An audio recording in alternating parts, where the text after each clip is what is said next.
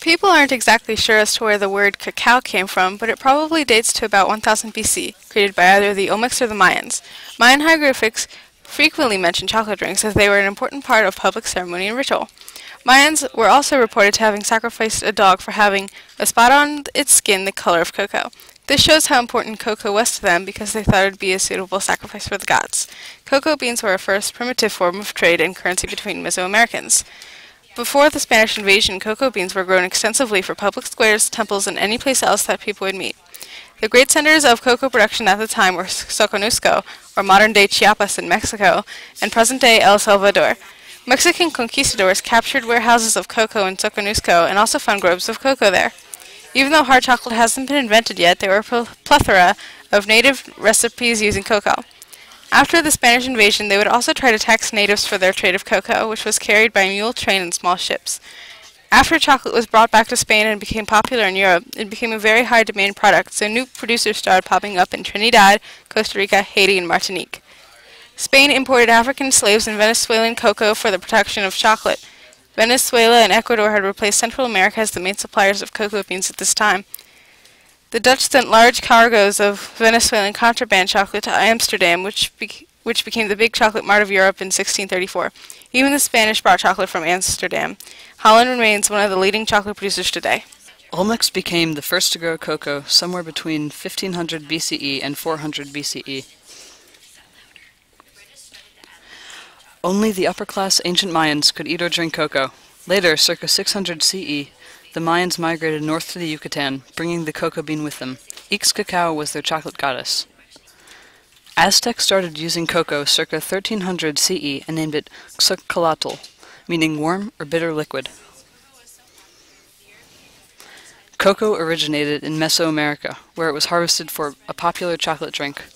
Cacao products were very valuable items traded among Mesoamerican societies and often offered as tribute to emperors. In 1502, Columbus encounters a cocoa trading canoe.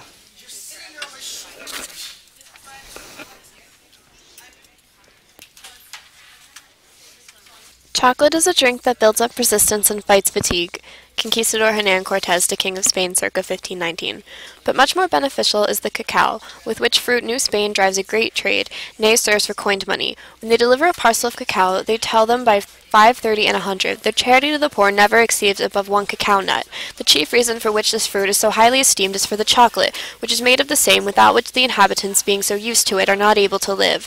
Before the Spaniards made themselves masters of Mexico, no other drink was esteemed but that of the cacao, not caring for wine, notwithstanding the soil produces vines everywhere in great abundance of itself. Cartographer John O'Gilby, circa 1671. Cortés first records cocoa use in Montezuma's court in 1519. In 1585, cocoa is first imported to Seville, the Samaritan estate on Granada cocoa plantation in the Caribbean. A cocoa tree grows the cacao pods all over, on bough and trunk. The following is information on the harvesting of cocoa. Cocoa bean pods, called cacao, grow from trunk and branches of trees. Long pruning tools are used to capture pods high up. Pods are open within 7 to 10 days of being harvested. Pods are opened with a wooden club, and the wet cacao beans are extracted by hand. Sometimes machetes are used to open pods. Empty pods are returned to fields to be used as fertilizer. Each cacao pod contains about 30 to 50 cocoa beans. Fermentation. After being extracted, beans ferment and dry out before being sent off. Beans are gathered together and microorganisms ferment the beans surrounding pulp. Microorganisms, most prominently yeast, are transferred to the beans by insects. Yeast converts the sugar in the pulp surrounding the bean into ethanol. Bacteria oxidize ethanol into acetic acid. Acetic acid becomes carbon dioxide and water. This increases heat, causing the pulp to start breaking down during the second day. The acid and heat kills the cocoa bean. The bean cells break down, causing enzyme activity, oxidation, and the breakdown of proteins into amino acids. These changes produce chocolate flavor and color. Fermentation can take 2 to 5 days depending on the bean. Beans are slowly dried, dropping in moisture content from 60% to 7.5%. Beans are either sun-dried or artificially dried. A cacao pod, which is about a foot long and contains the cocoa beans. There are 3 different types of cocoa bean. Forastero, a cocoa bean with a yellow pod, is grown mainly in Brazil and West Africa. Criollo, a bean that produces a milder flavor, is grown in Central and South America, as well as Indonesia. Trinitario is a hybrid bean of Forastero and Criollo, and is found in Cameroon, Papua New Guinea, and the Caribbean. The main products of the cocoa bean are cocoa powder and hard chocolate. To make cocoa powder, butter is removed from the nibs or kernels of the cocoa bean. On the other hand, to make chocolate, sugar and the nib are ground together. The sugar will absorb the excess butter. While traditional Mesoamerican recipes called for additions of maize, chili, cloves, and black peppers to the chocolate drink, the English would typically add vanilla, rosewater, and ground nuts. The French, who were introduced to chocolate from the Spanish upon the marriage of Louis XIV to Princess Maria Theresa, often follow the Spanish custom of adding cinnamon to chocolate. Tools that were created for the production and consumption of chocolate include the metat stone slab, imported to Europe from Mexico, used to grind shelled cocoa beans, the mansurina, a saucer underneath a cup of chocolate to catch spills, the chocolatier, a French chocolate pot that simplified the preparation and pouring of the chocolate drink, and the molinillo, a Spanish wooden whisk that makes chocolate foam, still used today in Mexico and South America. The molinillo is known as the moussoir in France. In 1730, cocoa bean prices dropped dramatically, making it accessible to the lower classes. Although this mid-17th century London store was called the Coffee Mill and Tobacco Roll, it was the first chocolate shop. However, it was expensive and reserved for the British elite. In 1785, John Hannon, an Irish businessman, brought chocolate to America.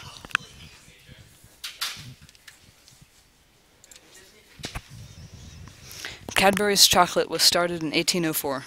Here is famous Cadbury of Bourneville Cocoa Works cocoa processing facility. At Prince Albert's Exposition in London in 1851, new forms of chocolate were introduced to visitors from around the world. Daniel Peter and Henry Nestle formed the Nestle Chocolate Company in 1879.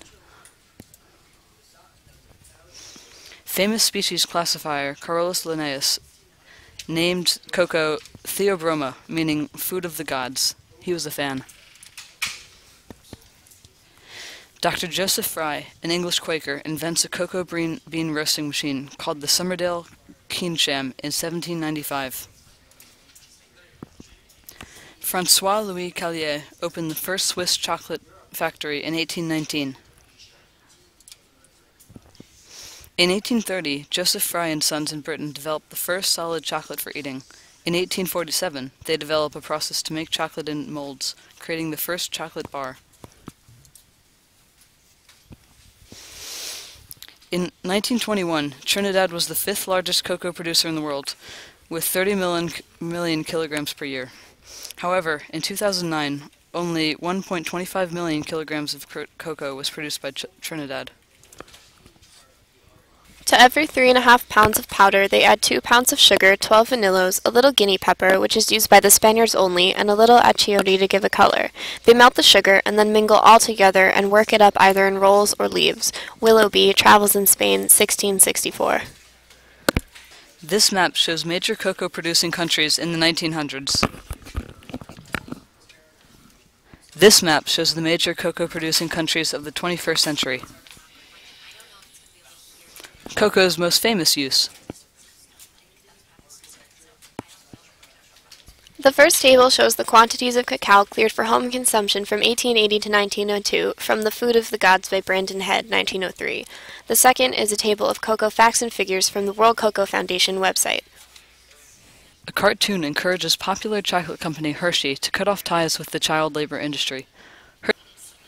Hershey has pledged to stop using child laborers and other exploited workers for its line of Bliss chocolates by the end of 2012. Child labor scandals still surround the company.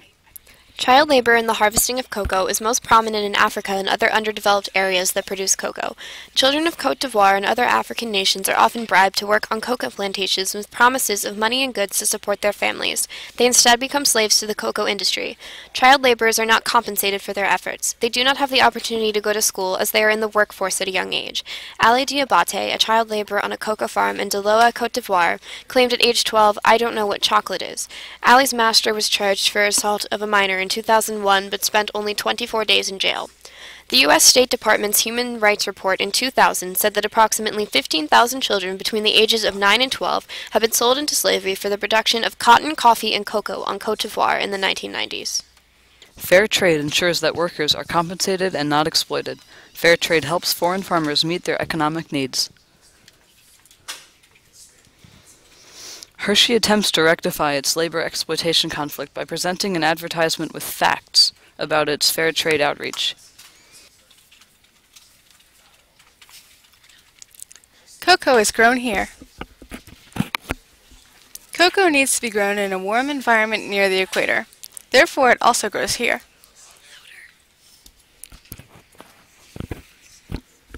The Olmec and Mayan cultures trade cocoa beans as their first form of currency. Chocolate was introduced to Spain by Cortés when he came to conquer the Aztecs. The Aztec Emperor Montezuma drank 50 cups of cocoa every day to aid his health. For a while, Spain kept cocoa a secret from the rest of Europe because of its value. At one point, some English buccaneers burned a Spanish ship, thinking the cocoa the ship carried was full of dried sheep droppings. Little did they know cocoa was very valuable. Chocolate became more popular in Europe when Princess Maria Theresa of Spain brought hot chocolate with her to France, and it was served at her wedding to King Louis XIV. The introduction of New World sugar and vanilla helped make chocolate a bloody brilliant phenomenon. New producers started popping up. John Hannon, an Irishman, teamed up with James Baker, an American, and started shipping chocolate to the States from the West Indies, creating Baker's chocolate in the mid-1700s. Today, on average, we eat about half a pound of chocolate each month. Thanks for watching! This was Natalie, Jeremy, Sarah, and Mia's presentation on the cocoa bean.